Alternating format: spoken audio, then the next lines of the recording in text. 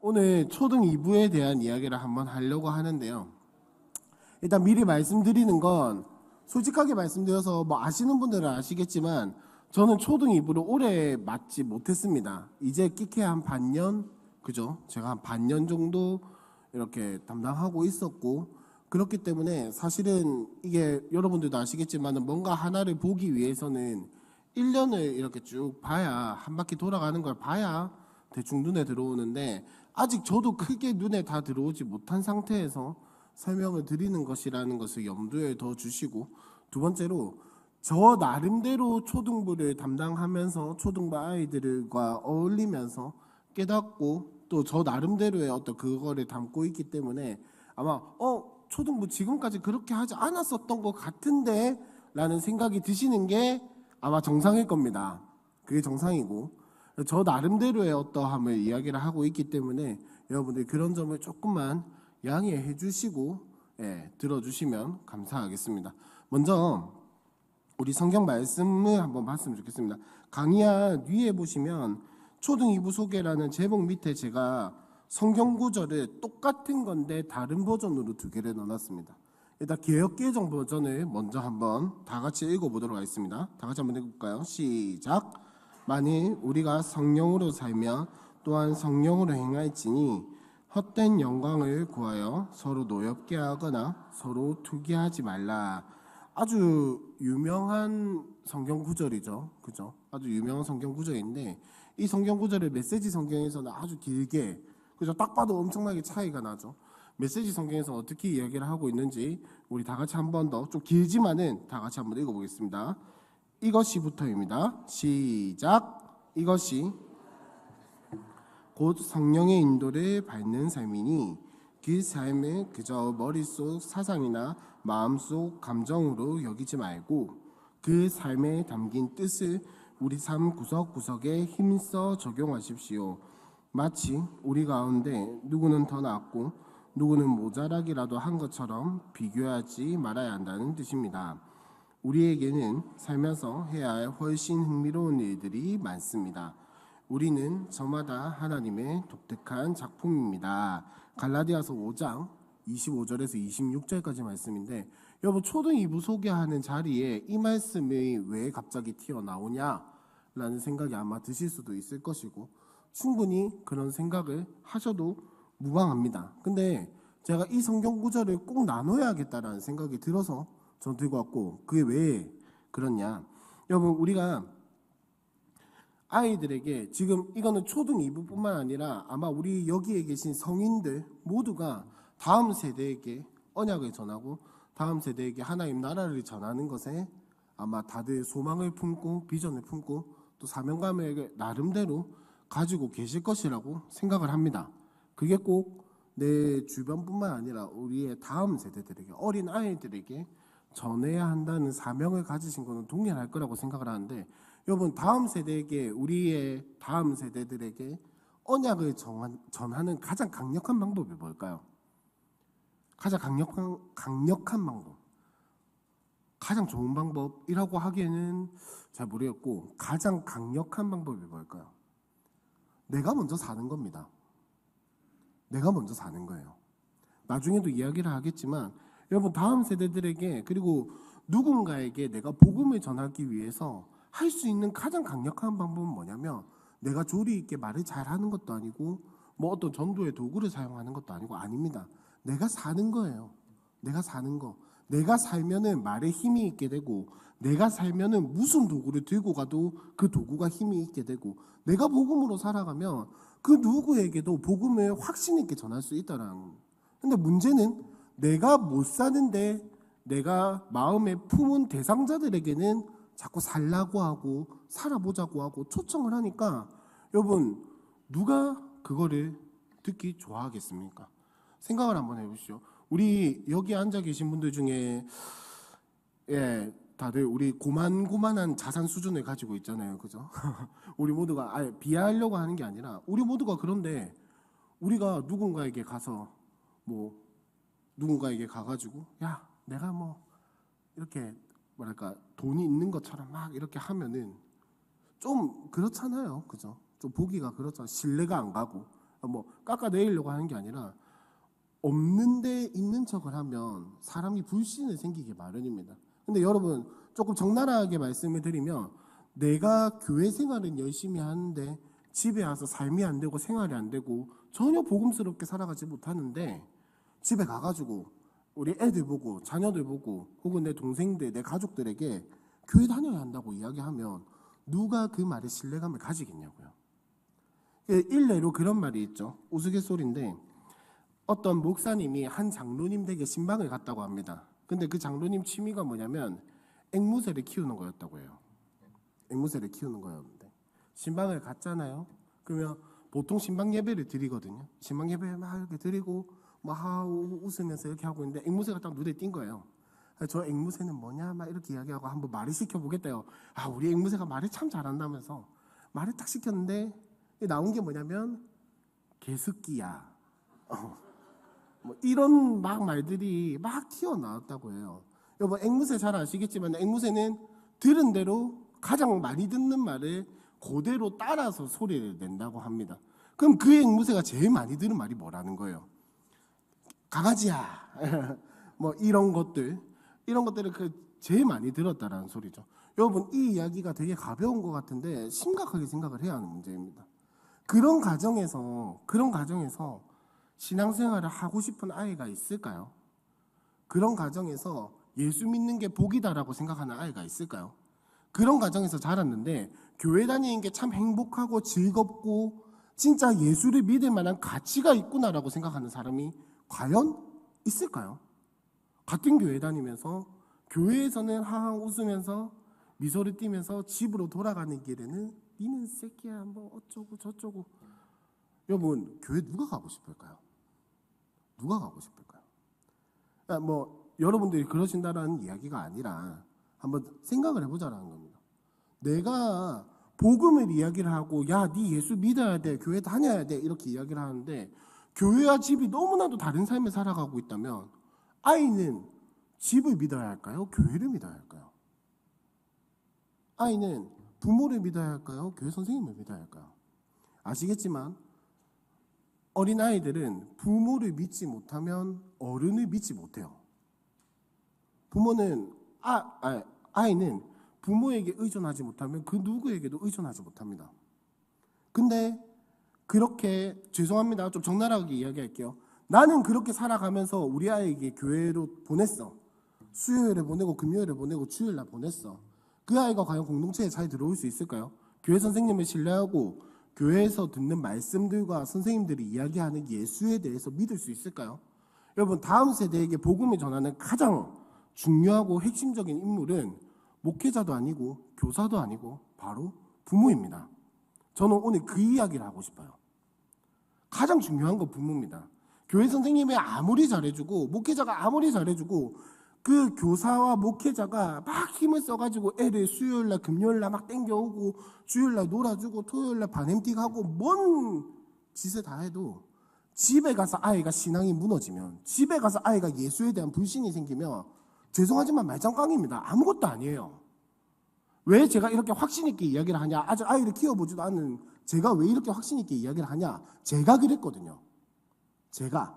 저는 모태신앙이 아니거든요. 저는 모태신앙이 아니고 중학교 때 교회를 다니기 시작했고 저희 부모님이 저보다 먼저 교회를 다니기 시작했어요. 근데 뭐 어쩌다 보니까 하나님이 코를 이렇게 시게 꿰셔가지고 고등학교 들어갈 때부터 목회자가 되겠다고 결심을 했는데 제 마음속에 무슨 마음이 있었냐면 그 하나님에 대한 불신이 있었더라고요. 예수에 대한 불신이 있었더라고요. 왜일까요? 이거 저희 엄마 아빠가 들으시면 안 되는데 혹시 이거 방송 잠깐만 일시정지 가능해요? 왜냐면 저도 가면을 쓰고 살았지만 저희 부모님도 가면을 쓰고 사셨거든요. 집이랑 교회에서 다른 분이었거든요. 지금도 한 번씩 부모님에게 그런 이야기 합니다. 아니 교회에서는 그렇게 장난꾸러기면서 어떻게 집에만 오면 그렇게 분위기를 잡고 무겁게 살았냐고 막 그랬었거든요. 근데 여러분 그런 부모의 신앙을 보면서 제가 뭘 배울 수 있었을까요? 교회 가면 가면을 써야 하는구나. 교회 가면 착한 척 해야 하는구나. 교회 가면 신앙이 좋은 척 해야 하는구나. 여러분 그게 언제 티가 나냐면 나중에 혼자 신앙생활할 때 티가 납니다. 그게 대학생 때뿐만 아니라 나중에 결혼하고 나서 티가 나요. 어떻게 티가 나냐면 교회를 안 가기 시작하는 게 아니고 딱 주일만 가요. 제일 위험한 신호입니다. 교회를 안 가면 차라리 나아요. 근데 주일만 가기 시작하면 제일 위험한 신호입니다. 제일 위험하고 제일 손대기 어렵고 제일 바꾸어내기가 힘든 게 우리 목사님이 이야기하시는 늘 말하는 들탕이 딱 썬데이 크리스찬이에요. 차라리 떠나면 나아. 왜냐하면 언약의 백성이라면 떠난 백성에게 하나님은 절대 가만히 안 두시거든요. 무조건 망하게 하고 어떻게든 돌아오게끔 만드는 게 하나님의 방법인데 주일날만 딱 오잖아요. 그러면 망하는 것도 크게 티가 안 나. 근데 얘가 교회를 오니까 뭐라 할 수도 없어. 여러분 썬데이 크리스찬으로 키우시겠습니까? 아니면 언약의 백성으로 키우시겠습니까? 주일만 오는 사람으로 키우시겠습니까? 아니면 주일뿐만 아니라 모든 날에도 오는 아이를 키우시겠습니까? 그게 부모의 역할이 정말 중요하다는 거예요. 물론 목회자와 교사의 역할이 없다라는 이야기가 아닙니다. 목회자와 교사도 최선을 다하고 해야죠. 교사도 정말 헌신해야 합니다. 근데 제일 중요한 건 누구냐면 부모님이라는 거예요. 자, 그거를 한번 이야기를 할 건데, 자, 그 전에 먼저 초등학교 고학년의 특징을 한번 보시면 좋을 것 같습니다. 여러분 지금 사회는 지금 학교 교육이나 이런 것들은 어떠냐면 인권을 굉장히 많이 강조하고 있거든요. 여러분들도 잘 아시겠지만은 인권을 너무 강조한 나머지 뭐가 없어지냐면은 내 인권만 있지 남의 인권은 없어요. 무슨 말인지 이해하셨나요? 이거는 인권이 아니에요. 이건 절대 인권이 아닙니다. 여러분 얼마 전에 제가 너무나도 충격적으로 받고 진짜 이건 아니다 싶었던 교육의 방식이 뭔지 아세요? 초등학생이 교감 선생님 뺨을 때리는데 교감 선생님이 아무것도 못하고 뒷짐지고 그냥 맞고 있다니까요. 여러분 이거는 교사와 학생의 관계의 문제가 아니라 어른과 아이의 관계예요. 근데 그거를 손 하나 대지 못하고 그냥 맞고만 있는 게 그게 사람과 사람의 사이입니까? 관계냐고요.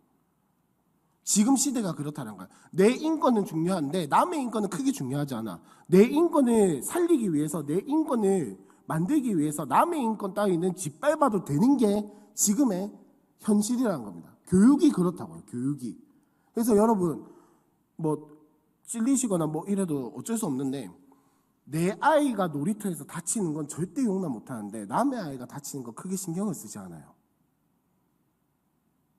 지금이 그런 시대라는 겁니다. 여러분 자 얼마 전에 저도 이거는 이 비슷한 사례라고 생각을 한 게 하나가 더 있었는데 뭐냐면 예전에 좀 됐었는데 아파트에 택배 탑차가 들어오는 거를 금지시키는 한번 그것 때문에 이슈가 된 적이 있었죠. 서울에서. 근데 여러분 진짜 그게 웃긴 심리인 게 뭐냐면 내가 내려가서 내 택배를 들고 오긴 싫어요. 근데 내 아파트의 위험 요소는 제거하고 싶어. 다른 사람이 힘들고 말고는 아무 상관이 없는 거예요. 나는 편해야겠고 내 거는 누려야겠는데 다른 사람이 힘들고 다른 사람이 어렵고 이런 거는 전혀 무시를 한다는 겁니다. 여러분 지금 그게 시대의 정신이고 아이들이 학교에서 배우는 거예요. 그걸 배운다고요. 인권을 배운다고 좋아하실 게 아닙니다. 남의 인권을 짓밟는 자기 이기성을 배우고 있는 거예요.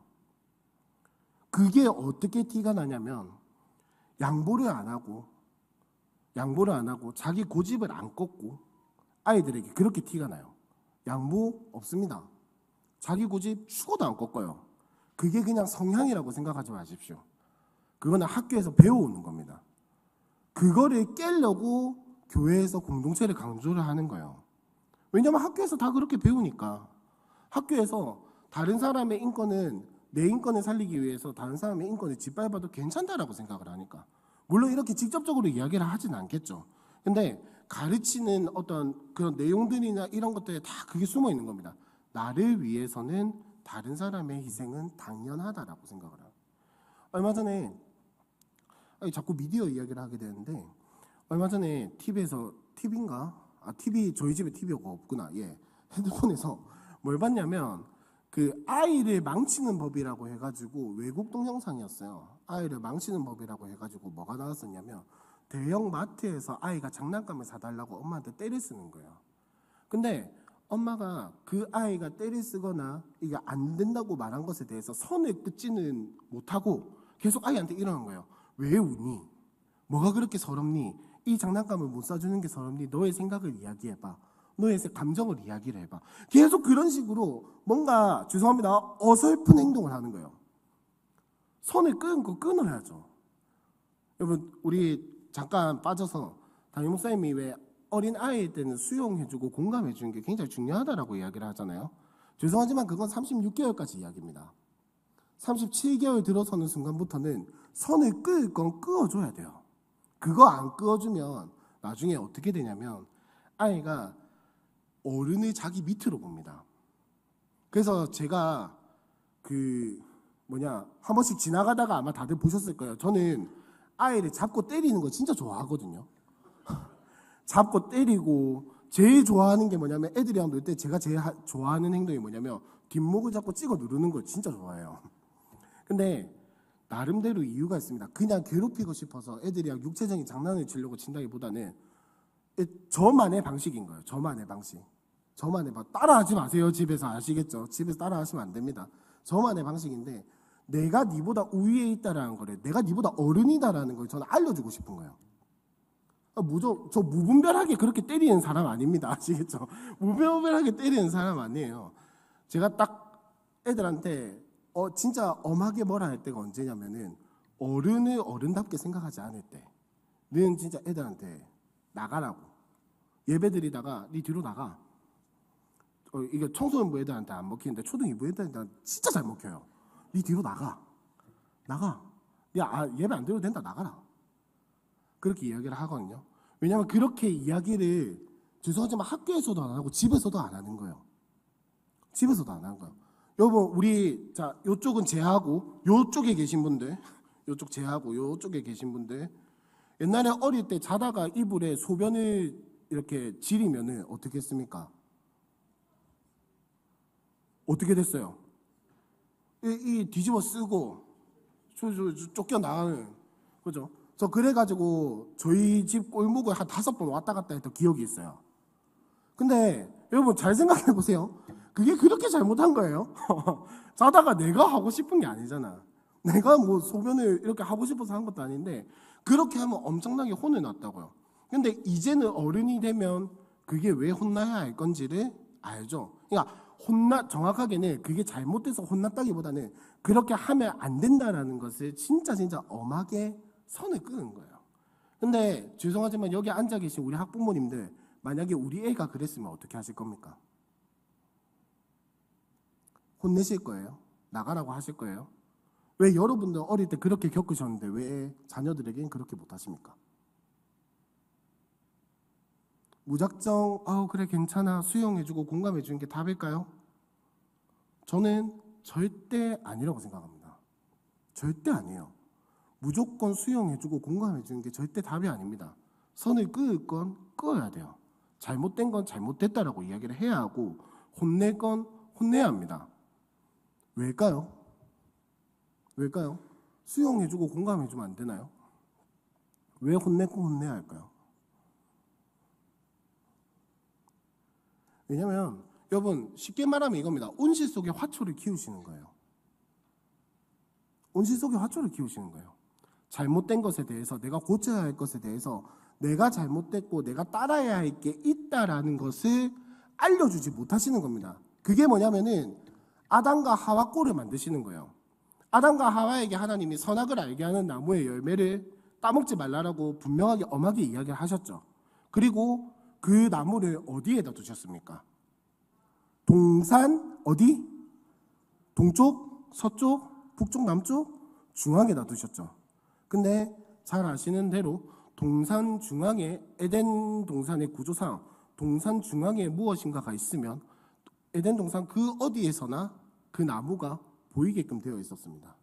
그 나무를 보면서 아담과 하와는 뭘 생각을 했을까요? 내가 하면 안 되는 게 있구나. 내가 하면 안 되는 게 있구나. 내가 해서는 안 되는 게 있구나. 하나님이 나에게 하지 말라고 명령하신 것이 있구나. 선을 끄으신 게 있구나. 선을 그으신 게 분명히 있구나 라는 거를 기억을 했겠죠. 근데 죄송하지만 우리 학부모님들 집에서 아이들에게 그 선악을 알게 한 나무의 열매를 만드셨나요? 동산 중앙에 그것을 보고 늘 기억하면서 내가 하면 안 되는 것이 있구나, 내가 잘못된 것이 있구나, 내가 실수하는 것이 있구나라는 것을 알려주는 무엇인가를 만드셨나요? 죄송하지만 수용과 공감만으로는 그걸 절대 못 만듭니다. 따끔하게 혼낼 건 혼내야죠. 그게 나중에 청소년쯤 오면 어떻게 되냐면 개새끼 소새끼라고 뭐라 하면서 잘못됐다고 이야기해도 안 들어요. 아까 담임 목사님이, 저는 그냥 오픈할게요. 담임 목사님이 청소년부 집회하는데 힘들다라고 이야기해요. 너무 힘들다라고 이야기를 하셨잖아요. 뒤에서 보면 어떠냐면 담임 목사님이 앞에서 감정대로 사는 건 개새끼다, 소새끼다, 짐승이다라고 아무리 이야기를 해도 안 듣고 지 장난만 쳐요. 이거 너무 심각하다고 생각하지 않으세요? 애들이 그러니까 수련회에 와서 이게 담임 목사님이 어제 강의 한 2시간 내내 그걸 이야기를 했거든요. 감정을 따라 사는 게 뭔지, 사춘기가 뭔지, 너희가 예배 시간에 하기 싫고 뭐 이렇게 따라하기 싫고 이런 게 뭔지를 충분하게 이야기를 하고 이것이 잘못됐다라고 이야기를 하고 하나님의 뜻에 따라 성공하는 삶이 무엇인지를 아이들의 표현으로 성공이라는 단어를 가지고 이야기를 해주셨단 말이에요. 그래서 감정 따라 사는 거 개새끼다 소새끼다 대답해라. 그렇게 살 거가 안 살 거가. 애들 안 산다고 대답을 했거든요. 근데 나가지도 않았어요. 뒤돌아보지도 않았어요. 10초 뒤에 바로 안 듣고 장난해줘요. 여러분 이게 단순히 뭐 미디어 때문에 집중력 죄송하지만 아닙니다. 그거 뭐 도파민 때문에 애들이 대뇌가 뭐 어쩌고 저쩌고 아닙니다. 선을 못 그어줘서 그래요. 여러분 근데 이거를 솔직하게 이야기해서 애들이 귀뚱으로 들은 거 아니에요? 저 화난 거 아니에요. 진지하게 이야기를 하는 겁니다.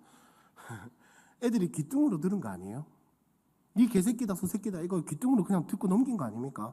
이게 그냥 단순히 도파민 때문에 그런 거라고요? 이게 단순히 그냥 미디어에 중독돼서 그런 거라고요? 아니요. 그건 선을 못 그어줘서 그런 거예요. 선을 못 그어줘서 그런 거예요. 죄송하지만 아이들이 잘못 큰 결과라는 겁니다. 그래서 왜 이렇게 심각해지? 이렇게 심각한 분위기에 만든 생각이 아니었는데, 자 아무튼 다시 강의하면 돌아와서 인성과 사회성을 배우기가 어려운 거야. 하기 싫으면 하지 마라. 이게 잘못됐다는 겁니다. 하기 싫으면 하지 마라. 그 물론 그래야 할 영역이 있죠. 그래야 할 것도 있는데 하기 싫어도 해야 한다라는 영역이 있다는 걸 반드시 알려줘야 한다는 거예요. 근데 그걸 못 알려주니까 아이들이 내가 하기 싫은데 왜요? 라고 이야기가 나온 거예요. 여러분 이게 성경의 사상입니까? 내가 하기 싫은데 왜요는 죄성의 끝판왕 아니에요? 근데 아이들의 입에서 내가 하기 싫은데 왜요? 어떡하라고요? 이 말이 나온다. 이게 단순히 사춘기의 이야기라고요? 아니요. 이거는 선이 안 그어진 거예요. 그래서 아이들은 문제는 아이들 자체가 이 시기에 그런 아이들인데 시대가 그런데 코로나를 지나오면서 그게 더 심화가 됐어요. 왜냐하면 고립이 너무나도 익숙한 시대잖아요. 내 혼자 있어도 아무도 뭘 안 해. 오히려 학교를 안 가고 내 마음대로 집에서 늘어져서 자다가 수업 시간 1분 전에 이렇게 위에 티만 갈아입고 머리 이렇게 해가지고 줌 이렇게 다 앉아가지고 이렇게 수업을 듣는 게 당연한 시대였다고요.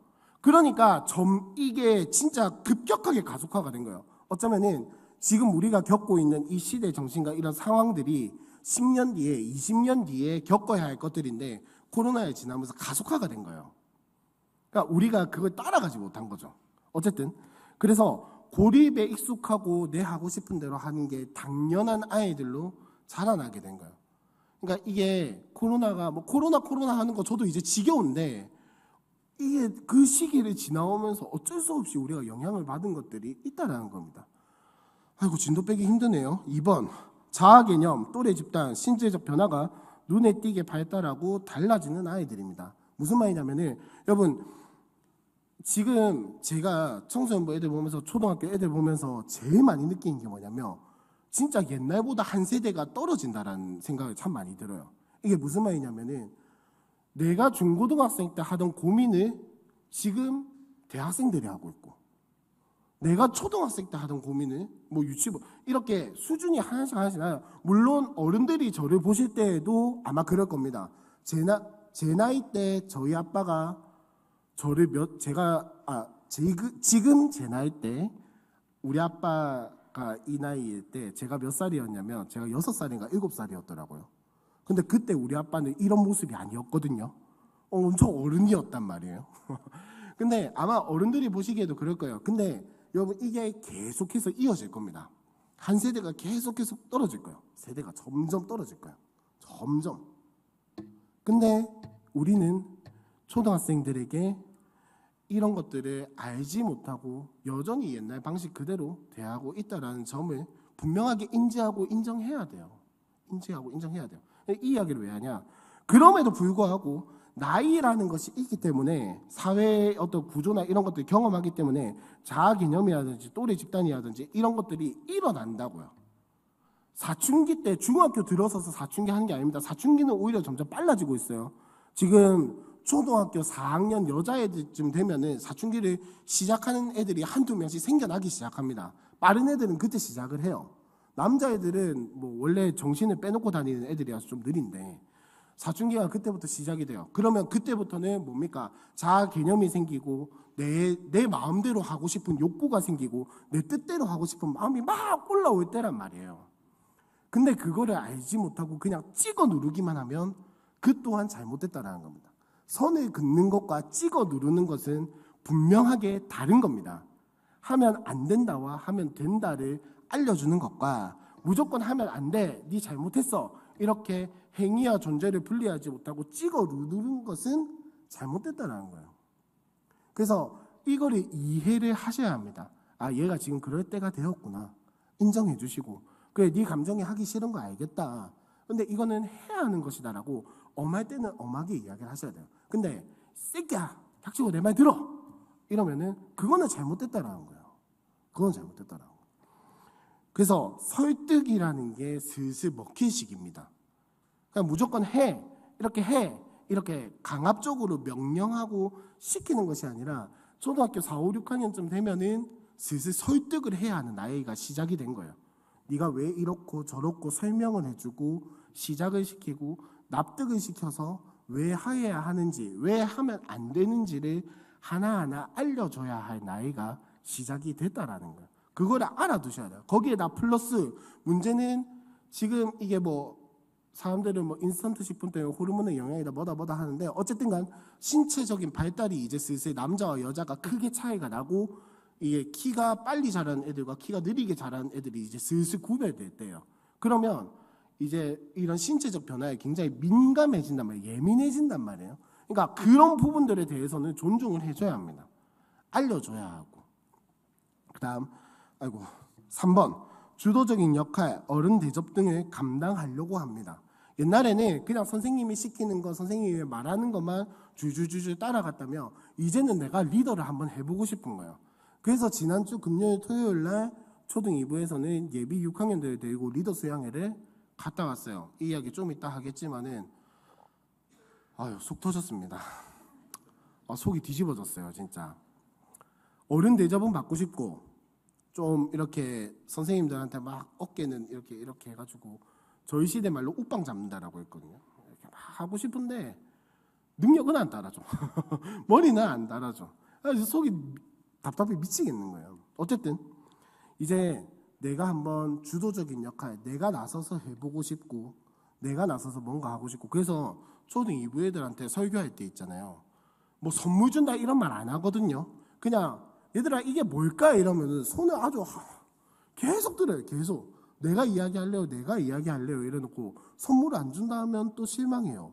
뭐 어쩌자는 건지 모르겠어요. 선물 안 준다고 이야기도 안 했는데 안 준다고 하면 또 실망을 해. 뭐 웃자고 하는 소리고 어쨌든 간 그런 것들이 막 일어나는 시기예요. 근데 그렇지 않은 애들도 있겠죠. 분명히 그렇지 않은 애들도 있을 거예요. 근데 내재된 그 속에 마음 속에는 어른 대접을 받고 싶고 이제 왜냐하면 내 감정이 생기고 내 자아가 생기니까 자기가 뭔가 좀 된 것 같거든요. 자기 이야기를 하면 좀 먹히니까 어른들이 져주니까 자기가 좀 뭔가 된 것 같거든.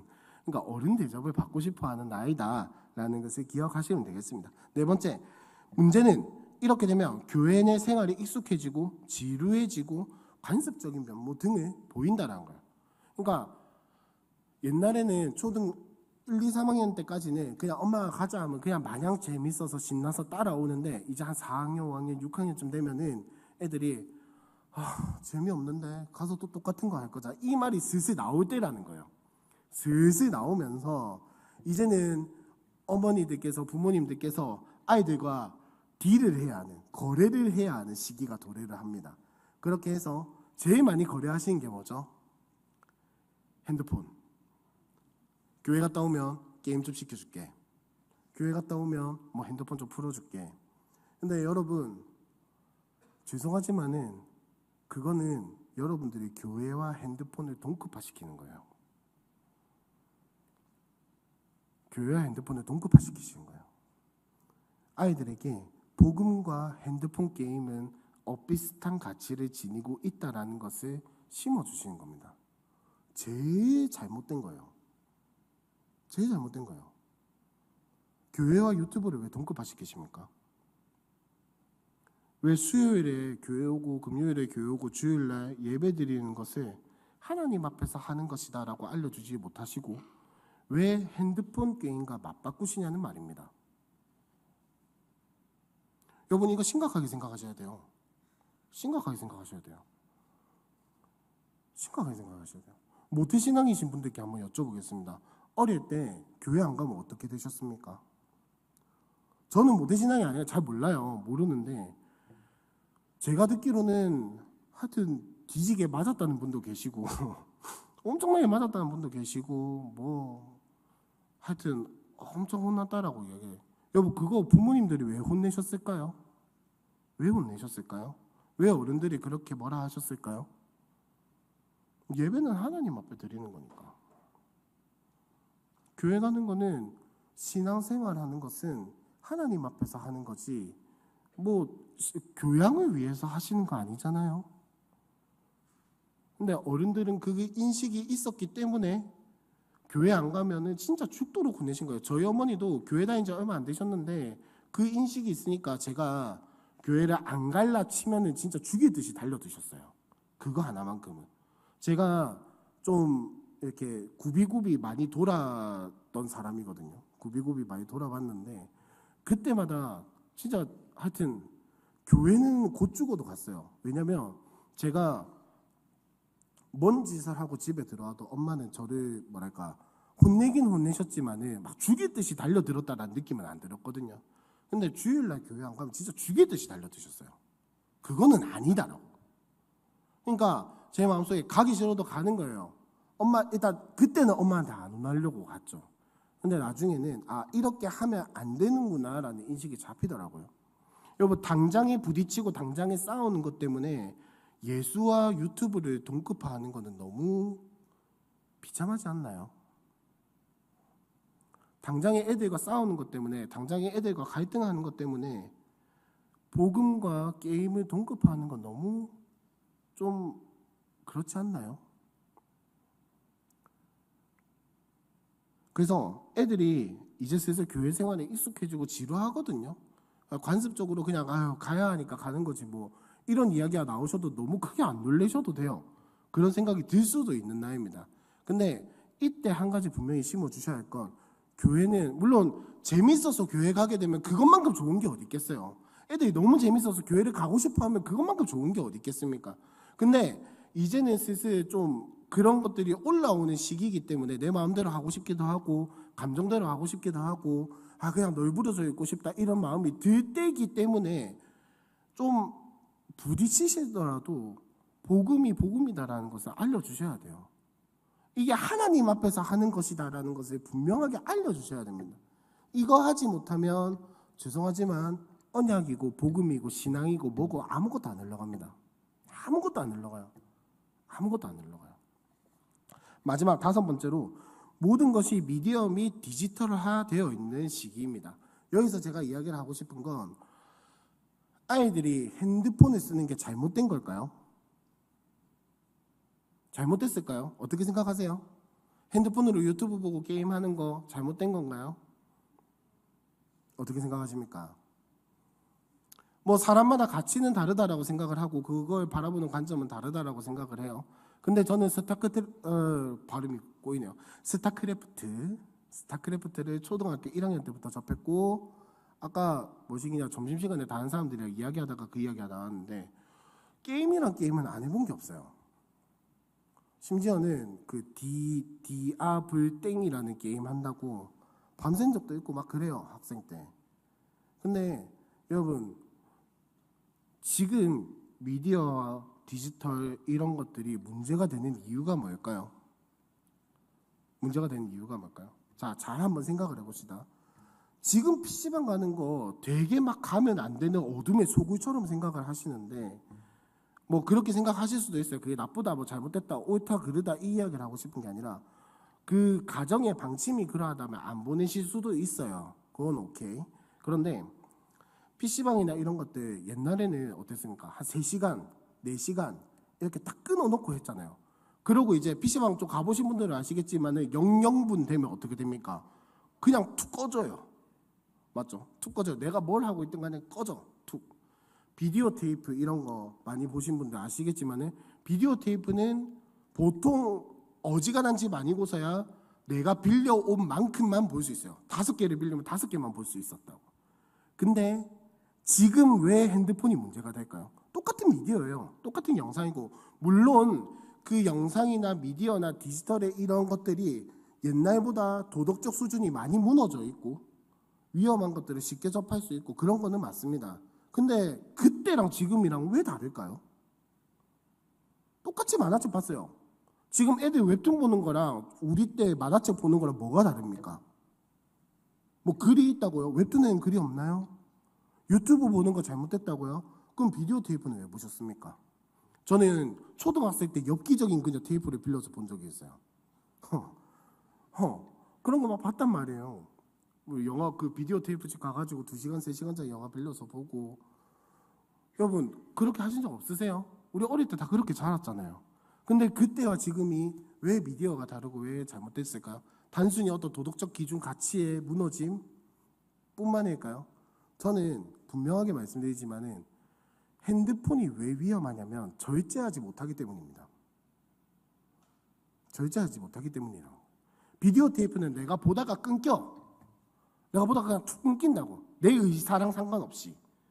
내가 5개만 빌렸으면 뭘 어떻게 해서든 5개밖에 못 봐요. 나중에 뭐 반납하고 다시 빌려오지 않는 이상이야. 흐름이 탁 끊긴다고요. 근데 지금 여러분 유튜브가 왜 위험하냐면 끊임없이 영상을 추천해줘요. 끊임없이. 영상이 도대체 유튜브에 몇 개인지도 모르겠어요. 그냥 심지어는 그 알고리즘이라고 하는 것이 진짜 무서운 게 내가 봤던 거랑 관련 있는 영상들 혹은 내가 이거 보다가 이거 궁금했는데 싶으면 그걸 또 추천을 해줘. 그럼 또 궁금해서 보게 돼. 그러다 보면은 새벽 2시, 3시 그죠? 정년들. 쇼츠라는 그 폼이 있어요. 1분, 2분짜리 동영상인데 그거 보다가 3시간, 4시간 그냥 가는 거 아세요? 진짜로. 진짜 그냥 가요. 여러분 이게 뭐냐면 절제가 안 된다는 거예요.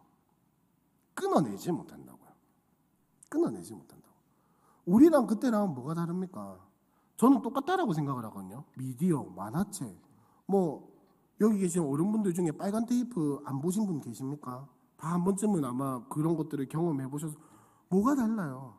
그때랑 지금이랑 다른 것은 뭐냐면 끊기는 거. 절제. 내 의사랑 상관없이 끊기니까 나도 여기까지 봐야겠다라는 생각이 드는 거예요. 근데 지금 핸드폰을 보면 어떤 생각이 듭니까? 여기까지 봐야겠다가 어디 있습니까? PC방 갔을 때 2시간, 3시간 하면 딱 끊겼어요. 물론 돈이 좀 많은 사람들 5시간, 6시간 했겠죠.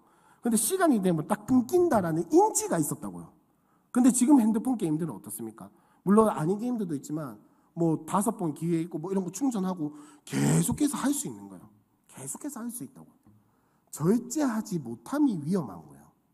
절제하지 못함. 그래서 우리 교회는 뭐 초등부나 중고등부나 다 할 거 없이 가급적이면 캠프나 이런 거에 들어가면 핸드폰을 뺐습니다. 왜 뺐을까요? 그냥 단순히 미디어에 노출되지 말라는 그런 단순한 뜻이 아니에요. 이 기간만큼 절제해보자라는 그 능력을 길러주는 거예요. 이 시간 동안 2박 3일 동안 핸드폰이 뺏겨도 별일이 안 일어난다는 거를 알려주는 거예요. 근데 문제는 우리부터 핸드폰이 없으면 불안해지기 시작해요. 집에 핸드폰 놔두고 오면 어떻게 하십니까 보통? 집으로 돌아가시죠, 그죠? 뭔 큰일이 일어날 것처럼. 근데 여러분 잘 생각 한번 해보세요. 어지간하지 않고서야 집에 핸드폰 놔두고 맞다 깜빡했다 이러고 어쩔 수 없다 그냥 오늘 좀 불안해 막 떨고 말하려 했는데 막상 집에 가서 핸드폰을 딱 켜보면 카카오톡 이모티콘 이런 거 카톡 알고 그죠? 저는 써니마트 광고가 그렇게 오더라고요. 안녕하세요, 써니마트 부곡점입니다. 막 이렇게 하고 광고가 하도 오더라고요. 죄송하지만 그게 거의 끝 아니에요? 죄송하지만 그게 거의 끝 아니면 아니 캐시워크 이런 거 광고 떠 있고 이런 거 광고 떠 있고 그냥 거의 그게 다지 않나요? 열에 9.9번 100번에 95번은 거의 다 그럴 겁니다. 걔 중에 한 5번 정도가 이제 조금 답장을 해줬어야 했는데 시간이 조금 늦어진 것들. 100번에 5번 정도 때문에 우리는 늘 불안에 떨면서 사는 거예요. 늘 불안에 떨면서 사는 거예요. 근데 이런 우리가 아이들 보고 핸드폰 하지 말라고 하면 들을까요? 죄송하지만 저도 자유롭다고 말할 수는 없겠지만은 지금 길거리 다니면서 핸드폰만 보고 있는 사람들의 나이를 한번 계산을 해보세요, 여러분. 오늘 집에 가시면서 아이들이 많을까요? 어른들이 많을까요? 여러분, 우리부터 끊어내지 못하는데 아이들에게 어떻게 끊어내라고 이야기를 합니까? 엄마는 중요한 연락이 온다. 아빠는 급한 일이 있다. 물론 있죠. 아이들보다 어른들의 일이 더 급하고 중요하다라는 거 저는 충분히 인정합니다. 저도 마찬가지고. 근데 내부터 딱 그거잖아. 나는 핸드폰 보자. 야, 네 핸드폰 하지 마. 야, 네 이제 유튜브 그만 봐. 이러면서 나는 핸드폰 보고 있잖아요, 그죠? 여러분 진짜 죄송합니다. 아이들이 뭘 보고 배울까요? 뭘 보고 배울까요? 나도 집에 와서 묵상 제대로 안 하고 말씀도 제대로 안 보고 기도하는 모습 보이지 않고 핸드폰으로 보고 있는 게 성경이 아니라 주식 차트, 유튜브, 엄마는 공부하는 거야 라는 핑계로 다른 것들 보고 있고 맨날 쿠팡 켜고 네이버 켜고 기사 보고 하면서 아이들 보고 야, 니 이제 유튜브 그 아기상어 그만 봐. 핑크폰 그만 봐. 하츄핑 그만 봐. 하는 거 죄송하지만 무슨 의미가 있겠냐는 겁니다. 우리가 절제하지 못하는데 아이들에게 어떻게 절제를 가르쳐요? 지금 미디어화 디지털화 된 게 문제가 아닙니다, 여러분. 그거를 우리가 세례를 주어서 잘 사용을 해야지 그걸 무조건 금지시킨다고 답이 아니라고요. 제가 청소년부 아이들 보면서 한 가지 딱 느낀 게 뭐냐면 무조건 금지시키면 나중에 반드시 튑니다. 반드시 튀어요. 절제하는 법을 가르치지 못하면 금지하면 나중에 반드시 하게 돼 있어요.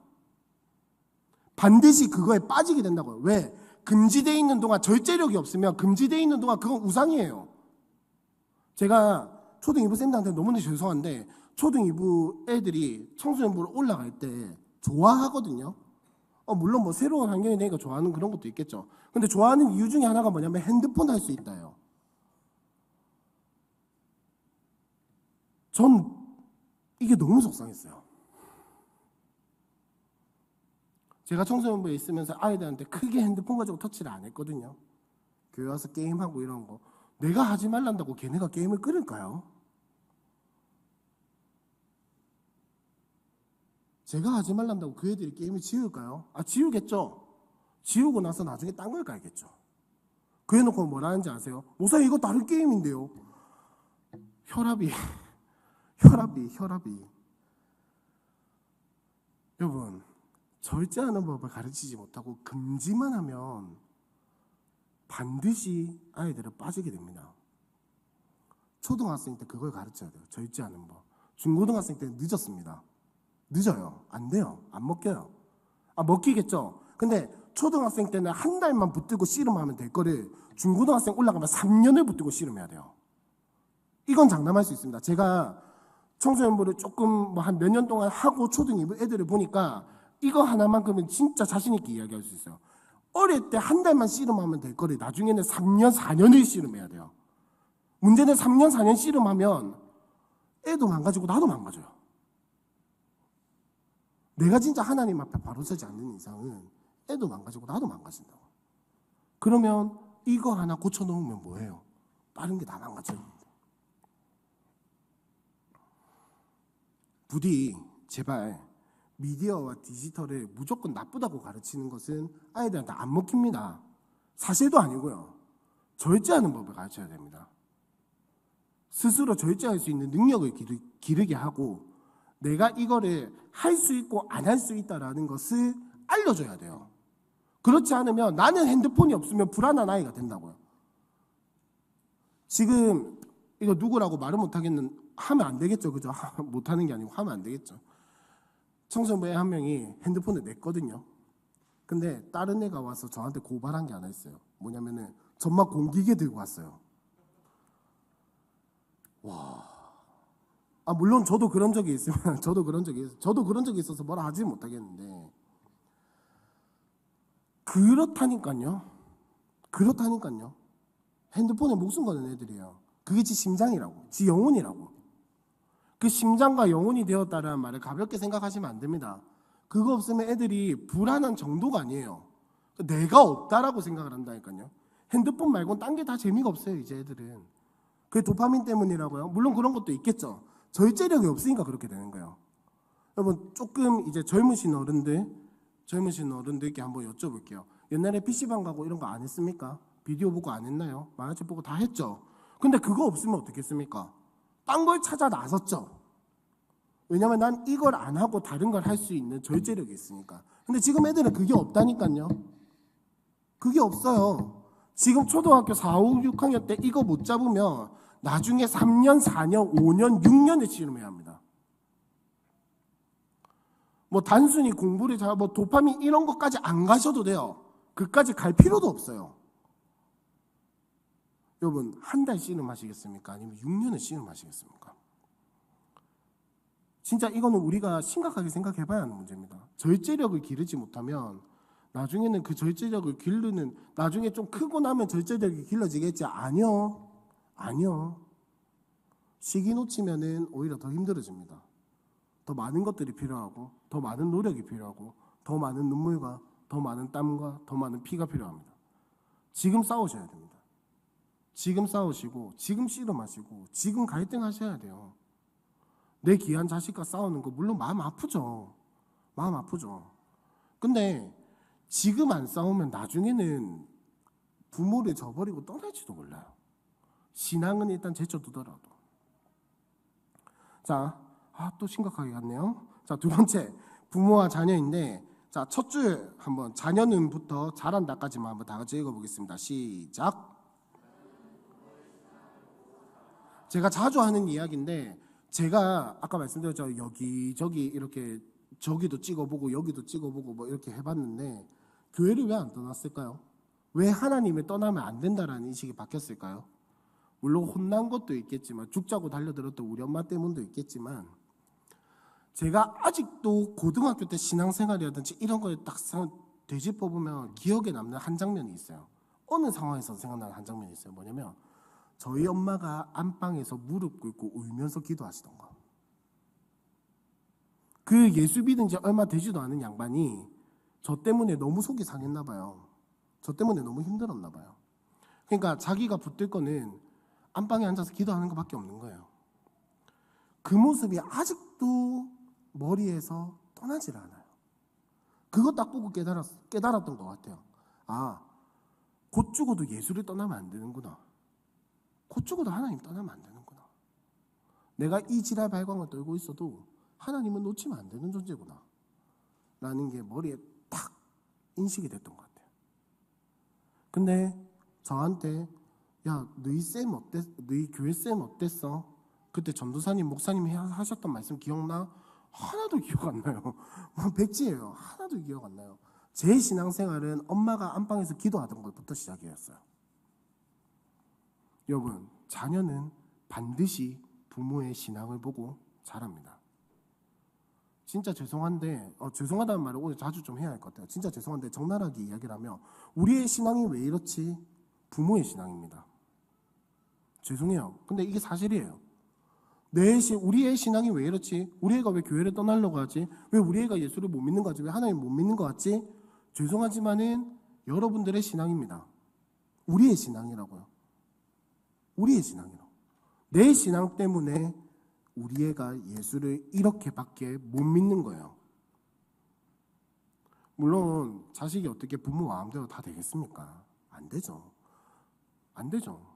우리 어릴 때 우리는 신앙 좋았다라고 생각을 하지만 저는 제 옛날 이야기 할 때보다 난 분명히 신앙 나쁘지 않다고 생각을 하거든요. 저는 분명히 그렇게 기억을 했는데 옛날 이야기를 꺼내고 회상을 하면 할수록 신앙은 개뿔이라는 말이 신앙은 1도 없었어요. 여러분 죄송합니다. 자녀는 부모의 신앙을 보고 자라고 우리 자녀의 신앙은 내 신앙입니다. 내 신앙이 딱 거기까지인 겁니다. 우리의 신앙이 딱 거기까지인 거예요. 교회에서 왜 해결해 주지 못하냐? 당연히 해결 못 해주죠.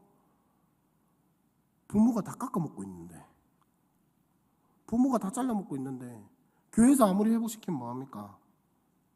교회에서 아무리 품어주면 뭐예요? 부모 때문에 다 상처받고 돌아오는데 부모의 이중적인 모습 보고 하나님 믿을 거 못되네라는 인식을 가지고 들어오는데 그거 애써서 바꿔놓으면 뭐합니까? 집에 돌아가면 똑같은데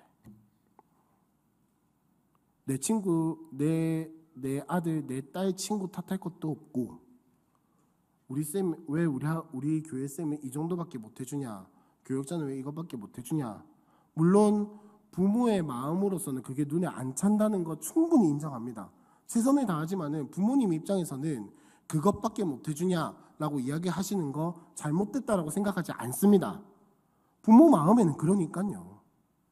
근데 거기에는 여러분들의 책임이 반드시 들어간다는 사실을 꼭 기억해 주시기 바랍니다. 그렇잖아요. 3대 3대 3이라고 공평하게 비율을 잡아봐도 6을 채워봤자 집에서 3을 다 깎아먹는데 어떻게 10이 되냐고요. 어떻게 9가 되냐고요. 안 되죠. 안 되죠. 여러분 우리는 너무 그런 것 같아요. 신앙생활 이꼴 교회생활이라고 생각하는 게 이 한국 교회 보면 우리의 마음속에 너무나도 깊게 깔려있어요. 그래서 교회생활을 잘하면 신앙생활을 잘하는 거다라고 생각을 합니다. 근데 죄송한데 제 친구가 안 보겠죠? 제 친구 한 명은 분명히 저랑 고신대, 저는 신학과에 들어가고 그 친구는 기독교 교육과에 들어갔거든요. 나름대로 신앙이 좋은 친구였어요. 그때만 해도. 근데 지금 그 친구 어디서 뭐 하는지도 모르겠어요. 교회를 다니지도 않는 것 같아요. 저는 그렇게 알고 있어요.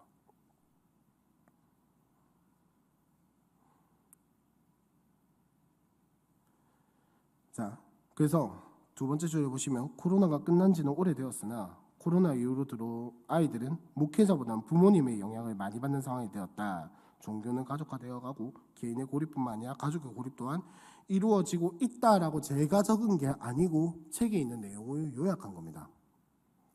코로나에 지나면서 이 개인주의의 이것들이 너무나도 심해지고 부모님으로부터 신앙을 배우는 것이 점점 응답률이 늘어났다고요.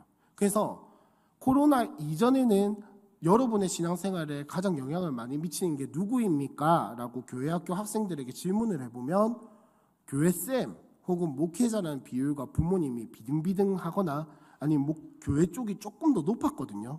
지금은 그게 완전히 역전됐습니다. 아이들은 이제 부모의 신앙을 봐요. 부모의 신앙과 상관없이 내 신앙을 챙기겠다라고 한 시대는 이제 끝났다는 겁니다. 부모의 신앙이 아이들에게 사실은 그게 정상이긴 해요. 그게 정상이에요. 부모의 신앙이 아이한테 흘러가야죠. 그거랑 어떻게 따로 떼고 신앙생활을 논할 수는 없죠. 그럴 거면 가정공동체를 하나님이 왜 만드셨어요? 만들 필요가 없지. 교회만 만들면 되지. 자, 그래서 밑에 보시면 특별히 어머니의 신앙에 큰 영향을 미친다는 조사 결과들이 나온다. 교회탐구센터의 2023년 조사에 따르면 아버지의 신앙을 본받고 싶다는 응답률은 47.4, 어머니의 신앙을 본받고 싶다는 응답률은 72점, 죄송합니다. 쉼표가 아니고 점입니다.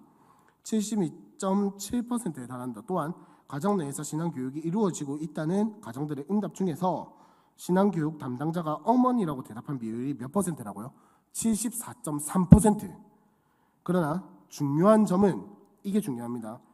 어머니의 비율이 높다는 거는 그냥 그렇게만 알고 계시면 되는데 부모님의 과도한 신앙, 교회 생활에 대한 영향은 부정적이라고 대답한 비율이 66.1%입니다. 과반수가 넘어가요.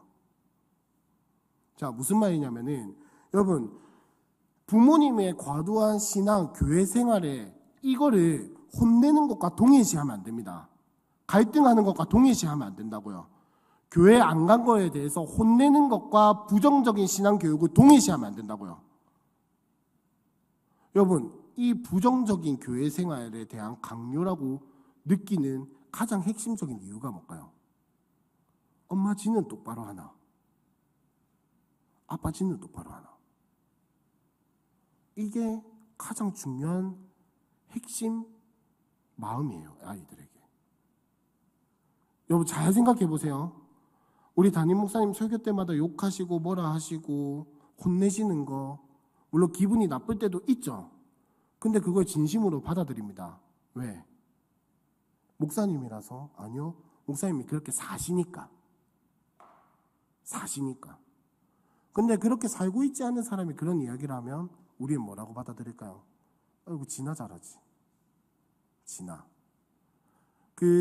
제가 여기는 안 넣었는데 책에 통계나 이런 조사에 따르면 흔히 말하는 MZ세대들, 그러니까 지금 여기 앉아 계시는 요분들의 현대에서 교회를 떠나는 중요한 원인 중에 하나가 뭐냐면은 교회 리더들의 삶과 신앙의 불일치라고 이야기를 합니다. 삶과 신앙의 불일치. 우리 아이들도 이 흐름을 이어가고 있다는 걸 분명하게 기억하셔야 돼요. 분명하게 기억. 삶과 신앙의 불일치가 아이들에게 어떻게 흘러가는지는 여러분 잘 생각해 보셔야 합니다. 어떻게 흘러갈까요? 뻔하죠. 우리 아이들은 지금 초등학교 4, 5, 6학년 되면은 엄마나 잘해라 이런 말 안 하거든요. 나중에 중학생, 고등학생쯤 되면 그런 소리를 들을 수도 있다라는 경각심을 가지셔야 합니다. 청년분들도 마찬가지예요. 여러분들이 나중에 자녀 낳고 기르다가 니나 잘해라 이런 소리를 애한테 들을지도 모른다고. 여러분 오늘 좀 저답지 않게 좀 그 한 소리를 많이 하는데 좀 경각심을 가지시면 좋겠어요. 진짜로. 내가 청소년부 하다가 진짜 약간 많이 고민하던 문제 중에 하나가 뭐였냐면 애들이 왜 중1만 되면 저렇게 흑화를 애들이 시꺼매질까. 분명히 초등학교 한 6학년 때까지는 애들이 막 빨간색, 노란색 이런 옷 입고 교회로 왔는데 진짜 중2에 딱 바뀌잖아요. 그러면 진짜 검은 거만 입고 와요. 진짜 검은 거, 회색, 뭐 안 보이는 어디 딱 숨기 좋은 옷들 이런 것만 딱 입고 오고 막 운동화 신고 막 어떤 애 축구 좋아하는 애들 축구 유니폼 입고 막 교회 오던 애들이 거짓말같이 추리닝에 딱 쓰레빠만 신고 교회 옵니다. 저는 그게 머리로는 알겠는데 진짜 때려 죽이고 싶었거든요. 근데 초등부를 맡으면서 아이들과 어울려보고 이 초등학생들에 대한 공부를 좀 하면서 그게 이해가 되더라고요. 여러분들 탓하는 게 아니라 그냥 걔네는 그런 시기예요. 지 편한 것만 찾고. 아니 진짜 놀라운 건 뭐냐면 YTF를 하잖아요, 청소년부에서. 그래가지고 한 번은 야 우리 합창할 때 늘 합창을 하니까 청바지에 흰색 티를 입어보자 이랬거든요. 애들이 청바지를 안 입고 딴 거 한대. 검은색 바지 입겠대. 왜일까요? 가장 많은 비율을 차지한 답변 뭘까요? 청바지가 없어요. 집에. 너 깜짝 놀랐어요. 청바지가 없다고 이러면서. 그러면 갈색 면바지 이런 거는 왜 다 집에 하나쯤은 있으시잖아요. 그죠? 다 하나쯤은 가지고 계시잖아요. 없대. 그럼 니는 도대체 뭘 입고 댕기는데? 라고 하니까 저 추리닝밖에 없는데요 이러는 거라. 그때 또 혈압이 올랐어요. 흰티? 아이고 그거 꾸밀 줄 아는 애들한테 나 흰티가 있지 흰티 없어요. 남자애들 없어요. 야 너그 남방 있나? 후드티밖에 없어요. 아이들이 좀 이상해요. 많이 이상해져요. 중1만 되면.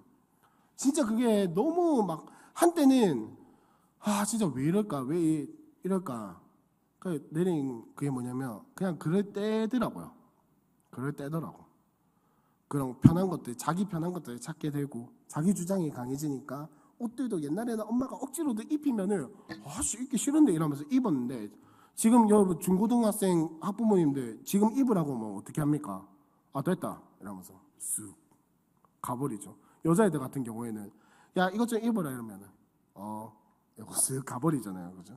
저 곧 죽어도 안 입어요. 마음에 안 드는 거. 그게 뭐냐면 이제 슬슬 내가 하고 싶은 것들이 생겨난다라는 거예요. 생겨난다라는 거예요. 그럴 때 가장 여러분들이 잘해주신 거 뭐냐면 그냥 손잡고 지 원하는 옷 사러 가주는 거예요. 아니면은 그것보다 좀 더 그거 한 애들은 그냥 돈 얼마 주고 자, 네 알아서 옷 사 입어라 라고 해요. 그러면 100% 장담하건대 부모님 마음에 드는 옷 절대 안 고릅니다. 절대 안 골라요. 어디서 그지 깽깽이 같은 옷들만 들고 온다니까요. 근데 여러분 그거를 무시하면 걔네의 존재를 무시하시는 거예요. 그때는. 지금은. 초등학교 4, 5, 6학년들도 이거 중학교 1학년이 돼서 생긴 게 아닙니다. 초등학교 4, 5, 6학년 때부터 점차 생겨나기 시작하는 거예요. 점차. 그럼에도 불구하고 아닌 건 아니라고 확실하게 이야기를 해주셔야 돼요. 지금 중고등학생들 자꾸 중고등학생 이야기를 하는데 왠지는 제가 나중에 말씀드릴게요. 지금 중고등학생 애들한테 야, 니 안 돼, 지금 하지 마 이렇게 이야기를 하잖아요. 뭐라는지 알아요? 진짜 상당수의 대답이 뭐가 있냐면 뭐 우리 엄마 아빠가 괜찮다고 했는데요. 그러면 미치고 발딱 뛰는 거예요. 부모님이 뭐라 했다니까 나는 뭐라 할 그게 없잖아요. 내가 어떻게 뭐라 해? 부모님이 괜찮다고 하는데 내가 어떻게 뭐라 해요? 그러면 이제 그때부터 설득 모드로 들어가긴 하는데 여러분 아이들에게 부모님의 영향이 그만큼 중요합니다. 물론 그 내면에는 아주 복잡한 그게 있겠죠. 부모님 핑계 들어가지고 교회쌤 뭐 피하고 뭐 부모님한테 가서는 교회쌤이 해도 된다 했다 하고 교회쌤한테는 부모님이 해도 된다고 했다 하고 뭐 이렇게 쌍방에 이렇게 조율을 하면서 그렇게 하겠지만은 뭐 그런 것도 있겠지만 슬슬 이제 그런 것들이 생겨나기 시작하고 어쨌든 간 가장 중요한 역할은 부모님들이 하신다라는 것을 여러분 초등 2부 설명하는데 왜 부모님 이야기만 주구장창하냐? 그만큼 중요하기 때문이에요. 그래서 초등 2부에서 막 무슨 행사 한다고 하면은 부모님들 들들 볶잖아요, 사실 맞죠? 계속 연락 와가지고 뭐 왜 안 오냐, 참석하게 해달라, 뭐 해달라 막 이렇게 전화해서 들들 볶습니다. 왜일까요? 지금 그런 공동체나 이런 갈등을 이겨내고 절제하고 이런 걸 배울 수 있는 게 학교나 학원에서 불가능하기 때문이에요. 교회니까 가능한 거예요. 교회니까 이런 것들을 눈치 보지 않고 가르치는 거예요. 여러분 제가 초등부 애들이나 청년부 애들 때리면 저한테 뭐라 하는지 아세요? 애들이 뭐라 할까요? 아 하지 마세요 이렇게 귀엽게 이야기할까요? 아니요 신고할 거예요 이러거든요. 학교 폭력 아니에요, 뭐 교회 폭력 아니에요, 뭐 경찰에 신고할 거예요 이러거든요. 그럴 때 어떻게 반응해야 할까요, 여러분? 아 미안 이러면서 미안 나 진짜 때려서 미안하다 이러고 저는 어떻게 하는지 혹시 보신 분들은 아시겠지만은 저는 하라고 합니다. 해라. 니는 뭐 잘못한 거 없는 줄 아나? 그럼 끝까지 한번 해보자. 이러면은 애들이 깨갱해요. 물론 이제 제가 원체 그런 이미지라서 그런 것도 있겠지만 여러분 뭐냐면 저는 그 아이들에게 그렇게 하면서 저 나름대로의 방식이에요. 절대 제 방식이 다 옳다는 게 아닙니다. 저 나름대로의 방식으로 네가 이렇게 하면 안 되는 게 있다라는 걸 보여주고 싶은 거예요. 그러니까 저 식으로 표현을 하자면 좀 격하게 표현을 하자면 니까지 게 뭔데 이걸 어기냐는 거예요. 야, 니 하지 마라 했지. 근데 계속해. 뭐라 해야죠 그거는. 뭐 우리가 이유 없이 하지 마라 한 거 있습니까? 걔 괴롭히고 싶어서 하지 마라 해요? 아니잖아. 하면 안 되는 거니까 하지 마라고 하는 건데 그거를 왜 강하게 이야기를 못 하시냐고요. 그게 나중에 중고등학생 가면은 저의 혈압을 올리는 일이 되는 거예요. 혈압이 막 올라가요. 자, 그래서 함께하는 교육부서 이거는 이 초등 2부뿐만 아니라 전체적인 교육부서 5대 교육자는 여러분 많이 들어보셨죠? 인성, 영성, 실력, 정체성, 가치관 이런 것들이 함께 균형 있게 이루어져야만이 아이가 진짜 인재로 자라날 수가 있습니다. 근데 지금은 우리는 실력에 너무 모든 것을 쏟아붓고 있어요. 근데 여러분 좀 적나라하게 이야기를 하면 머리가 아무리 좋아도 책상에 앉아있지 못하면 공부 안 됩니다. 반대로 머리가 안 좋은데 책상에만 앉아있다고 또 능사는 아니에요. 뭐냐면 책상에 앉아있는 것과 노는 것이 균형 있게 이루어지고 공부를 할 때 딱 집중해서 해가지고 스트레스를 좀 받지만 그거를 풀어낼 수 있는 그런 것들이 있어야, 정서적인 것들이 있어야만이 아이가 진짜 공부를 잘할 수 있게 되는 거거든요. 이 이야기 해도 되는지 모르겠지만 저는 고등학교 3학년 때 그래도 나름 나쁘지 않은 성적을 가지고 있었어요. 그래갖고 우리 반 쌤이 부산대 좀 이게 지원해달라. 부산대는 제 성적으로 무난하게 갈 수 있었거든요. 왜 이런 반응이시죠? 저 굉장히 스마트한 이미지 아닙니까? 아무튼 근데 진짜 놀라운 건 뭔지 아세요? 저는 고3 때 야자 시간에 거의 절반도 안 채웠던 것 같아요. 수업 시간에 반 이상을 잤어요. 그걸 이야기를 하고 싶은 게 아니라 그러면 어떻게 했냐? 우리 학교는 고3 때 10시까지 야자를 했거든요. 애들이 진짜 저보고 전만은 진짜 건드리면 안 되는 또라이다라고 이야기를 했던 게 뭐냐면 10시에 땡 하면 저는 학교 다시 들어가서 공부하고 집에 갔어요. 내가 해야 하는 만큼의 양을 채우고 집에 갔었어요. 자, 이 모든 것들이 제 자랑같이 들리시겠지만 제가 아는 얘가 이것밖에 없어서 그래요. 제 인생을 제가 아는 게 이것밖에 없어서 그래요. 절제력이 있었고 놀 때는 놀아도 할 거는 해야 한다라고 하는 절제력이 있었고 그걸 끊어낼 줄 알았고 했기 때문에 가능했던 거라고. 저는 절대 머리가 좋은 사람이 아니거든요. 제가 알아요. 저는 절대 머리가 좋은 사람이 아니에요. 근데 그런 것들이 있었기 때문에 제 생활이 그렇게 유지가 됐던 것 같아요. 지금 와서 생각을 해보면. 여러분, 물론 저도 모난 부분이 있고 못난 부분이 있고 아픈 부분이 있지만은 그럼에도 불구하고 절제력이라든지 이런 하면 되는 것과 안 되는 것들에 대한 선, 이런 것들이 분명하게 있는 사람은 자기 목표를 향해서 분명하게 달려갈 줄 아는 힘이 있고 원동력이 있다라는 거예요. 근데 그게 없잖아요. 나중에 뭐라 하는지 아세요? 하고 싶은 게 없어요. 꿈이 없어요. 대학 어디 가야 할지 모르겠어요. 내가 뭘 해야 될지 모르겠어요. 그냥 돈 많이 벌고 싶어요. 그냥 좋은 직업 가지고 싶어요. 좋은 직장 가지고 싶어요. 그냥 그걸로 끝이라니까요. 여러분, 저보다 인생이 훨씬 선배님들께서 앉아 계시지만은 그냥 좋은 직장 가지고 좋은 직업 가지고 돈 많이 버는 게 꿈입니까, 여러분? 그건 꿈이라고 이야기할 수 없는 거거든요. 그게 꿈이라니까요, 애들이. 옛날에 여러분 지금 애들한테 꿈이 뭐냐고 물어보면 유튜브로 대박 치는 거라고 이야기를 하거든요. 근데 어릴 때 그 표현을 지금 옛날로 가져와서 이야기를 하면 뭐냐면 저 프로게이머 되고 싶어요. 라고 뭐가 다르냐고요. 물론 이제 잘하거나 이렇게 하는 거에 대해서 응원해주고 하긴 해야겠지만은 아닌 건 아니다라고 선을 그었잖아요. 우리는. 그냥 네 프로게이머 되고 싶은 마음은 알겠으나 그래도 공부는 해야지라는 말 들으면 여러분 어떻게 하셨어요? 공부하셨잖아요. 근데 지금 아이들에게 그렇게 이야기하고 계십니까? 그냥 마냥 하지 마라고 하지 이것을 하면 안 되는 것과 해야 할 것들을 구분해주고 계세요? 우리는 그거를 해야 되는 거예요. 초등학교 4, 5, 6학년 때 그걸 잡아줘야 되는 거예요. 혹시나 우리 초등 2부에 교사로 헌신하실 분 청년들이 있을지는 모르겠지만 여러분들이 교사로 들어오게 된다면 아이들에게 그런 걸 가르치셔야 돼요. 해야 할 것과 해야 할 것과 하지 말아야 할 것, 절제해야 할 것과 절제하지 말아야 할 것, 선을 분명하게 그어주고 될 것과 안 될 것, 동산 중앙에 있는 선악을 알게 하는 나무를 하나님께서 왜 심어 놓으신지를 분명하게 알려줘야 하는 겁니다. 그게 초등학교 4, 5, 6학년 때 여러분들이 해주셔야 할 일입니다. 집에서든 교회에서든 어디서든. 자, 두 번째, 교육의 흐름입니다. 이 이미지, 스토리, 의미, 철학, 삶, 시간이 많이 가서 간단하게 이야기를 하자면 유치부 영화부 때는 이미지를 심어주는 거야. 하나님이 어떤 분이신가. 그네들 집 말도 제대로 못하는 애들한테 하나님이 어떤 분이신지 뭐 영광이 어떻고 저떻고 설명하면 뭐합니까? 아이들에게 심어주는 거예요. 하나님은 어떤 분? 나의 창조주시다라고 하는 단어를 심어주시는 게 아니라 이미지를 심어주셔야 돼요. 하나님 따라갈 만하구나.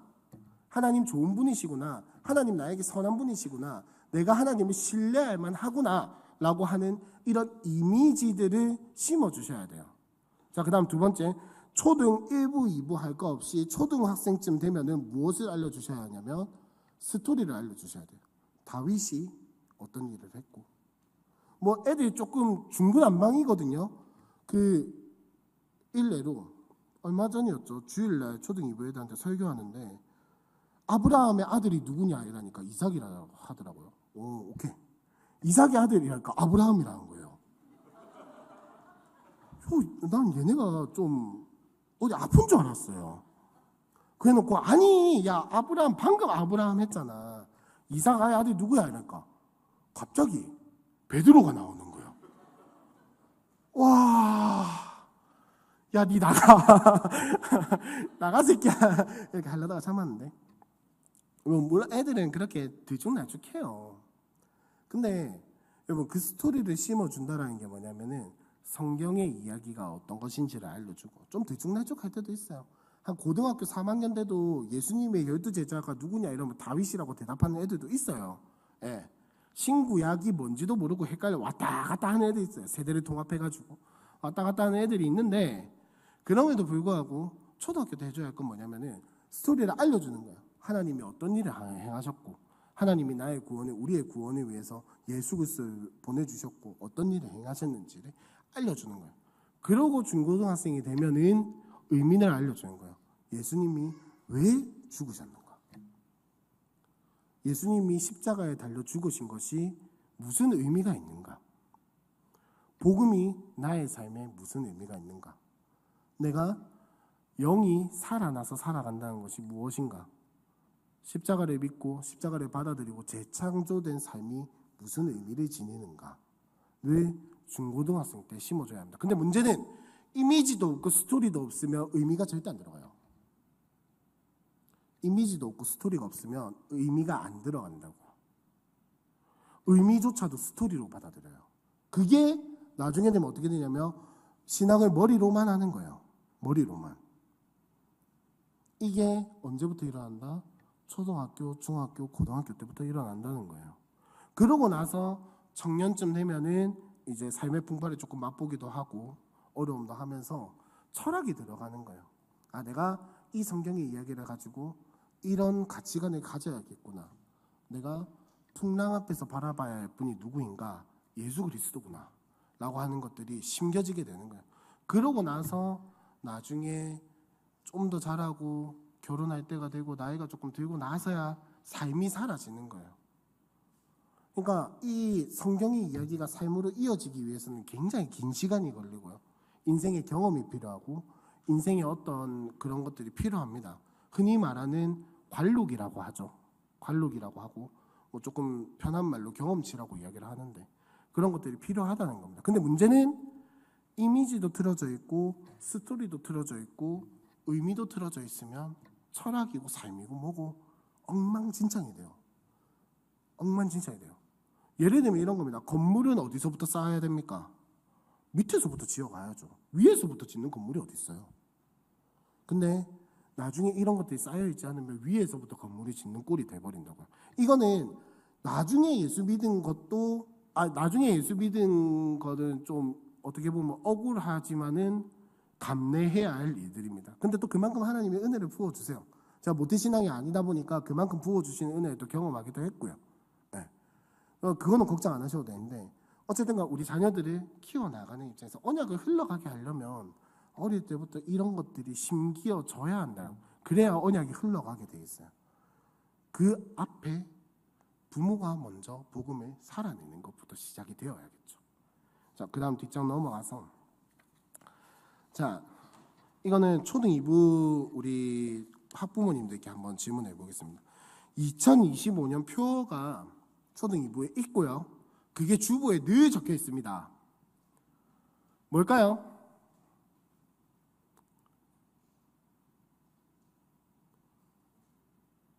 청년들은 아니니까 안 봐도 되고. 초등 2부 주보에 있어요. 초등 2부 학부모님들 왜 이렇게 조용하시죠? 쌤들한테 물어볼까요? 고개를 안 드세요. 여러분 주보에 뭐라고 되어 있냐면 가슴으로 감사하고 삶으로 감사를 실천하는 공동체라고 주보에 늘 표가 적혀져 있습니다. 자, 이 말 왜 드리냐? 죄송하지만 학부모님들부터 크게 관심이 없어요.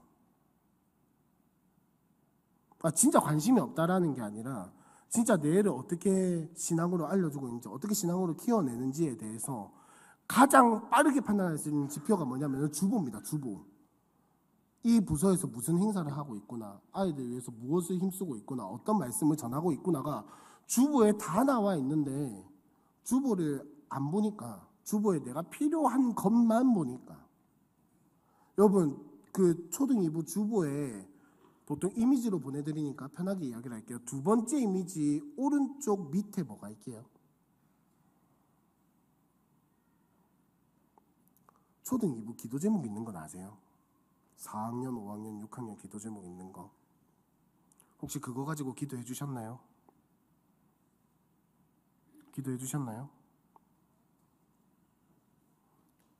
그러니까 이게 얼마나 흔히 선택적 경청이라고 하죠. 주보를 볼 때도 그런 거예요. 필요한 것만 보는 거예요.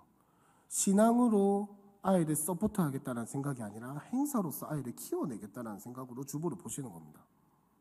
죄송합니다. 이렇게밖에 이야기를 못하겠어요. 저는 이게 진짜 순화해서 저는 이렇게밖에 말씀 못 드리겠어요.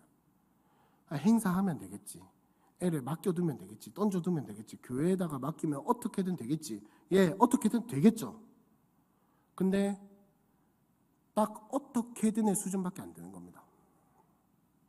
어떻게든의 수준밖에 안 되는 거예요. 여러분 아이들을 어떻게든밖에 안 키우고 싶으세요?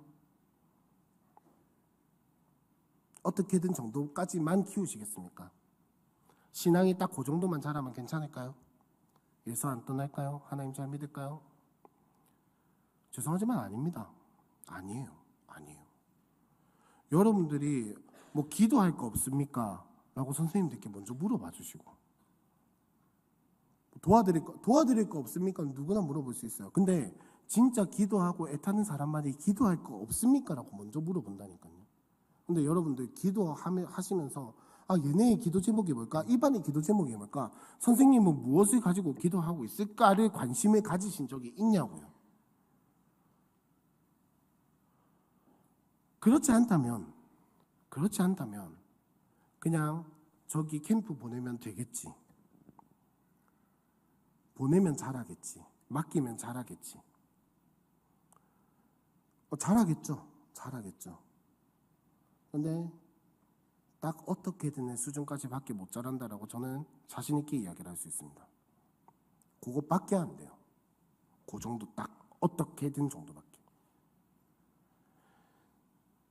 또 심각해 주네요. 자, 말씀은 뭐냐면, 이번에 올해 가지고 갈 말씀은 뭐냐면, 항상 기뻐하라, 쉬지 말고 기도하라, 범사에 감사하라, 이것이 그리스도 예수 안에서 너희를 향하신 하나님의 뜻이니라. 데살로니가 전서 5장 16절에서 18절 말씀인데, 요거는 주보에 없으니까 모르셔도 돼요. 상관없어요. 주보에 없어요. 자, 이 말씀을 왜 한 해의 말씀으로 잡았고, 표는 왜 감사를 이야기를 할까요? 지금은 현수막이 내려가 있는데 교회에서 감사하자고 하니까. 여러분 초등 2부 학부모님들, 우리 애들 묵상책이랑 또 하나 뭐 받아갔죠? 감사 노트. 혹시 자녀도 있고 나도 감사 노트가 있다 하시는 분들은 많을 것 같고, 아이는 있는데 나는 없어요 라고 하시는 분들은 엄지발가락을 잠깐만 깔딱 이렇게. 여러분 부끄러운 일 아닙니까? 교회에서 감사를 그렇게 외치고 있는데 아이들은 감사 노트가 있고 나는 없다고요? 근데 애들이 신앙으로 자랐으면 좋겠다고요? 죄송하지만은 그러려면은 정말 기도 빡세게 하셔야 합니다. 하루에 4시간 5시간씩 기도하시면 그렇게 될 수 있어요. 근데 4시간 5시간씩 기도하면은 아이도 있고 나도 있게 돼 있습니다. 그렇게 되게 된다니까요.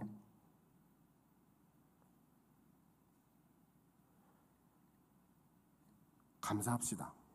감사하고 아이들을 감사로 키워내고, 아이들에게 초등 2부에서 지금 뭐 하고 있냐면 감사노트 쓰자고 하거든요. 감사노트 써서 이제 3월 때부터 아마 조금 본격적으로 뭐가 돌아갈 것 같은데, 그 감사노트를 쓰면서 부모님들이 같이 안 써주면은 그 애들이 쓸까요? 아유, 절대 안 써요. 절대 안 써요. 애지간한 사고력이 이렇게 돌아가지 않는 애인 이상은 감사노트 절대 혼자서 안 씁니다. 부모님들이 같이 해주셔야죠. 근데 그 같이 할 생각이 없는데 아이는 감사로 키우고 싶어. 아, 죄송하지만 절대 안 됩니다. 죄송해요. 진짜 죄송해요. 근데 안 돼요. 안 돼요. 절대 안 돼요. 부모님들이 같이 해주시길 바랍니다. 묵상도 같이 해야죠. 그게 발전하면 뭐가 되는지 아세요? 가정예배가 되는 거예요. 그게 발전하면 아이들과 함께 다 같이 앉아서 기도하고 기도 제목 묻고 나누고 말씀 듣고 너는 어떻게 생각하니가 나오는 거예요. 근데 평소에 말씀 1도 안 했다가 갑자기 말씀을 딱 읽었어. 네 무슨 생각 드는데 이러면은 피자 언제 먹어요? 이 소리밖에 안 나온다니까요. 이 소리밖에 안 나온다니까요. 여러분 제발 자꾸 뭔가 행위만 따라하려고 하지 마시고 아이들에게 진짜 신앙을 넣는 것을 여러분들이 애쓰시길 바랍니다. 진짜 애쓰시길 바래요. 여러분 가정예배에 우리 담임 목사님이 자주 이야기하시는 거 있잖아요. 집에 가정예배에 정착시켜야 한다. 그러기 위해서 가정예배 끝나면 뭐 치킨도 사주고 간식도 사주고 뭐 용돈도 주고 해라 라고 이야기하시는데 여러분 잘 생각 한번 해보세요. 상상을 한번 해보세요. 자, 가정예배를 드려요. 애들이 앉아서 죽을 상이야. 아니면 혹은 그 뒤에 끝날 것만 기다리고 있어. 자, 기도하자. 기도 하고, 자 말씀 이렇게 읽고, 자 이 말씀은 이런 뜻이야 하고, 자 기도하자. 기도하고, 자 끝났다. 간식 먹자. 여기에서 무슨 신앙이 들어갑니까? 여기에서 무슨 기도의 훈련이 들어가요?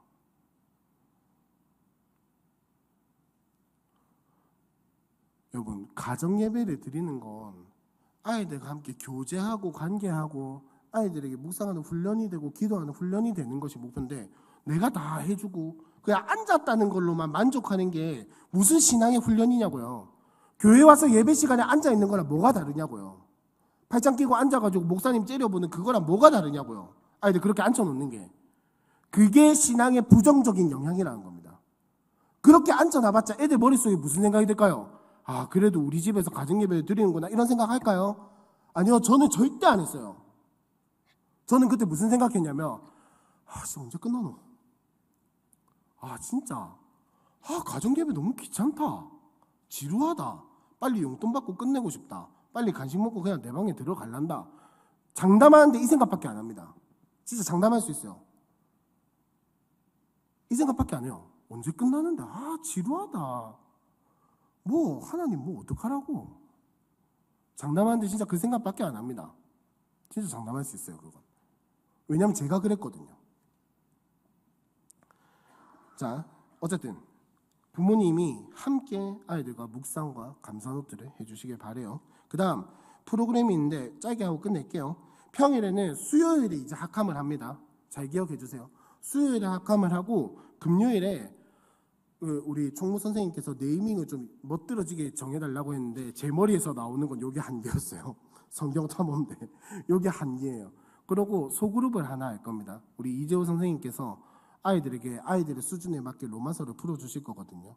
4학년은 좀 제하고 신입생들은 좀 제하고 5, 6학년 애들을 해서 선착순 7명 뭐 원래 한 10명 내외로 이렇게 받았었는데 이게 본인이 도저히 이렇게 자기의 감당할 그게 아니라고 하셔가지고 7명으로 조금 줄었어요. 그래서 7명으로 해가지고 할 거고요. 그 다음에 금요일에 하는 프로그램은 어떻게 진행될 거냐면 3주 동안은 주일날 들었던 말씀을 가지고 공과를 할 거예요. 그렇게 해서 말씀을 복습하고 주일에 들었던 말씀을 다시 한 번 더 상기하면서 그 말씀을 기억하게끔 만들게 할 거고 스토리를 기억하게 하는 거죠. 그러고 하루는 놀 거예요. 애들도 좀 놀아야죠. 매주 어떻게 공부해. 애들도 좀 놀아야죠. 그래서 그렇게 할 거고 그 다음 두 번째 보시면 김장 캠프 리더 수양회 투게더 합창단 팀 페스티벌 또 등등등등 이런 것들이 있는데 여기에서 중요한 한 가지 원칙은 뭐냐면 핸드폰은 뺐습니다. 그러니까 필요하시면 총무 선생님이나 각반 담당 선생님들한테 연락을 해주시면 돼요. 왜 이렇게 하는지는 앞에 말씀드렸죠. 절제력을 기르는 거예요. 애들 괴롭히기 위함도 아니고 무조건 노출시키지 않는 것도 아니에요. 저 금요일 성경탐험대 하거나 수요일 학함할 때 영상 미디어 자료 많이 씁니다.